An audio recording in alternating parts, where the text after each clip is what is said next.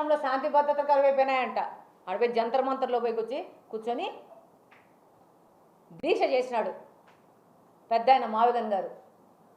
ఆ తర్వాత ఏదో అయిపోతుంది రాష్ట్రానికి శాంతి భద్రతలు కరువైపోయినాయని చెప్పి వాళ్ళోళ్ళను వాళ్ళే చంపుకుంటున్నారు. వాళ్ళోళ్ళు చేసిన భూదందాలలో ఆస్తుల పంపకాలలో వాళ్ళే పొడుచుకుంటున్నారు. మళ్ళా మేమంతా ఫ్రెండ్స్ మా మధ్యన ఏ విధమైన వ్యత్యాసాలు లేవు, మా మీద ఏమైనా భేదాలు లేవు అని వాళ్ళ భార్యలని వాళ్ళ పిల్లలని మీడియా ముందుకు తీసుకొచ్చి వాళ్ళతోనే చెప్పిస్తారు మీరు. మళ్ళా వెంటనే సంపినోళ్ళని బండ్లు ఇచ్చి బార్డర్స్ దాటిస్తారు. మళ్ళీ వీళ్ళు కూడా పోయి బార్డర్స్ దాటి నెలలు రోజులు పోయి అండర్ గ్రౌండ్లో దాక్కుంటారు.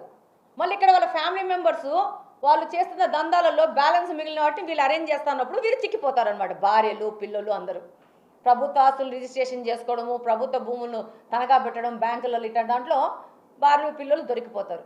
దొరికిపోగానే భార్య దొరికిపోయింది కదా, ఇంకా వచ్చేస్తారనమాట ఇమీడియట్గా.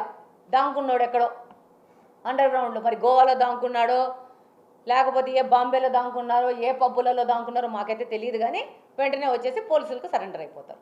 మళ్ళీ వాళ్ళ బాస్ మావిగన్ గారు చెప్తారు, చచ్చిపోయినోడు మావాడే, చంపినోడు మావాడే, కబ్జాలు చేసింది మావాలే, కాబట్టి మా మీద కేసులు పెట్టడానికి లేదు. ఎందుకంటే మా వాళ్ళే చంపుకున్నారు కాబట్టి మా మీద కేసులు పెట్టడానికి లేదు.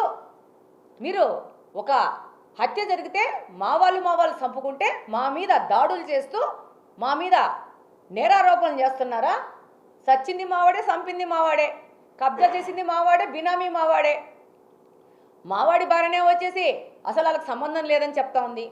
మా ఆయన పాపం అమాయకుడు అని చెప్పేసి మా ఆయన మావాడి భార్యనే చెప్తా ఉంది. కాబట్టి మా మీద కేసులు పెట్టకూడదు. మేము చాలా మంచోళ్ళం, శాంతి కాముకులం, శాంతి దూతలం. మా చరిత్ర చూడండి అంటే ఇప్పుడే పులందులు అందరూ బయటపడి నీ చరిత్ర మొదటి నుంచి కింద వరకు చదివేసరికి అది వదిలేసేసేసి డిఎస్సి మీద పడ్డారు. అంటే ఏంలే, ప్రతి ఒక్క 15 డేస్కి ఒకసారి ఒక ఎజెండా పెట్టుకోవడము, ప్రజలను కన్ఫ్యూజ్ చేయడము. ఆ కన్ఫ్యూజ్లో మేము కూడా ఉన్నాము. ఆంధ్రప్రదేశ్ రాజకీయాల్లో ఆంధ్రప్రదేశ్ ఇంకా మా గొడ్డలి పార్టీ తిరుగుతూ ఉంది అంటూ అప్పుడప్పుడు గుర్తు చేసుకుంటూ వీళ్ళు మాట్లాడుకోవడానికి వీళ్ళకు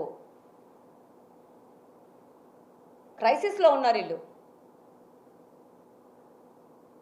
మేము ఉన్నామని చెప్పుకోవడానికి రాష్ట్రం యొక్క భవిష్యత్తును ఫనంగా పెట్టినారు. రాష్ట్రం అవసరం లేదు, రాష్ట్రంలోని యువత అవసరం లేదు, మహిళలు అవసరం లేదు, శాంతి భద్రతలు అవసరం లేదు.